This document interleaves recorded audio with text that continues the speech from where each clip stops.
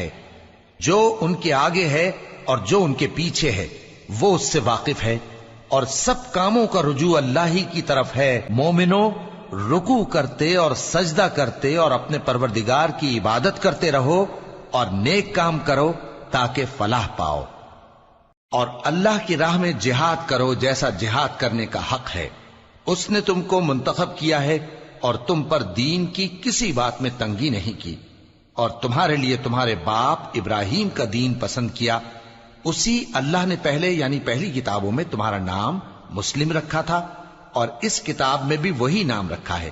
تو جہاد کرو تاکہ پیغمبر تمہارے بارے میں گواہ ہوں اور تم لوگوں کے مقابلے میں گواہ رہو۔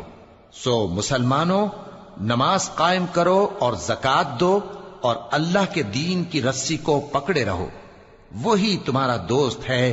سو وہ کیا خوب دوست ہے اور کیا خوب